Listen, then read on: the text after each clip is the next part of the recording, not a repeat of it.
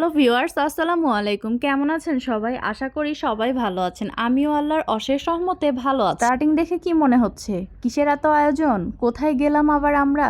সবকিছুই আজকে শেয়ার করব আজকের ভিডিওতে। তো চলুন শুরু করা যাক। আজকের সকালটা একটু অন্যরকম, অন্যান্য দিনের চেয়ে একটু আলাদা। তো সকাল সকাল ঘুম থেকে উঠে ফ্রেশ হয়ে চলে গেলাম নাস্তার টেবিলে, যেয়ে নাস্তাটি সেরে নিলাম। নাস্তা শেষ করে কিছুক্ষণ রেস্ট নিয়ে চলে গেলাম দুপুরের রান্না করতে। দুপুরের রান্না বান্না শেষ করে কিছুক্ষণ রেস্ট নিয়ে নিলাম। ঠিক এই মুহূর্তেই কলিং বেল বেজে উঠলো। নাশমিল দরজা খুলতে যেয়ে দেখে তার বাবা চলে এসেছে। সে তো তার বাবাকে দেখে মহা খুশি হয়ে গেল। দেন দুপুরে খাওয়া দাওয়ার পর আমরা সবাই রেস্টে চলে গেলাম যে যার মতো। দেন সন্ধ্যাবেলা বেরিয়ে পড়লাম আমার কাজিনের বাসায় যাওয়ার উদ্দেশ্যে। আমার কাজিনের বাসা আমার বাসা থেকে খুব কাছেই।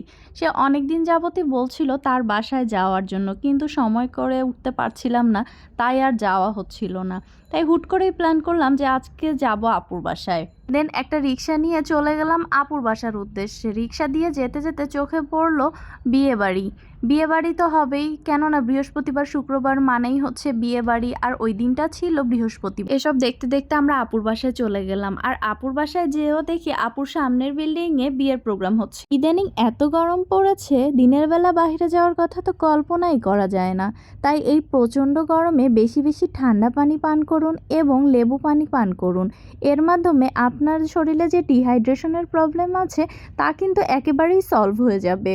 আপুর বাসায় যেয়ে কিছুক্ষণ রেস্ট নিয়ে আমরা হালকা পাতলা নাস্তাটাও সেরে নিলাম। এদিকে আমার আপু রান্না করছে তার হাতের মজাদার ভুনা খিচুড়ি। তার হাতের এই মজাদার ভুনা খিচুড়ির কথা কি আর বলবো, যত বলবো ততই কম পড়বে। এটা এতটাই মজাদার এবং এতটাই সুস্বাদু যে একবার খায় সে কিন্তু বারবার খেতে চায়। আর এই ভুনা খিচুড়িটা কিন্তু রান্না করা হয় কয়েক রকমের ডাল একসাথে মিক্সড করে পোলাও চাউলের সাথে। এই গরম ভুনা খিচুড়ির সাথে আরও ছিল দেশি মুরগির মাংস এবং ডিম ভুনা। আর দেখুন প্রতিটি খাবারের কালার কি সুন্দর এসেছে, এক কথায় অসাধারণ। এই যে দেখুন আমি কিন্তু খেতে বসে গিয়েছি আপনাদের ছাড়াই। আর খাবারের যে স্বাদ, এক কথায় মাশাল্লাহ।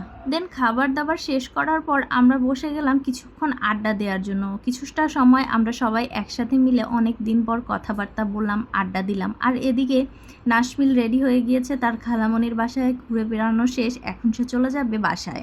আমার মেয়েটা বাহিরে কোথাও যেয়ে বেশি সময় থাকতে চায় না। সে যেখানেই যাক খুব অল্প সময়ের মধ্যে বাসায় ব্যাক করতে চায়, কেননা সে বাসায় থাকতেই খুব বেশি কমফোর্টেবল ফিল করে। আপুর বাসায় সবার কাছ থেকে বিদায় নিয়ে আজকের মতো আমরা বাসায় চলে যাচ্ছি। এই যে দেখুন বাহিরে বেরিয়েছে, বাসায় যাচ্ছে, তাই মেয়েটি কত খুশি। বাসায় যাওয়ার কথা শুনলেই তা সে সব দিক থেকেই খুশি হয়ে যায়। বাসায় যেতে যেতে আজ আপনাদের কাছ থেকে বিদায় নিচ্ছি। সবাই ভালো থাকবেন, সুস্থ থাকবেন।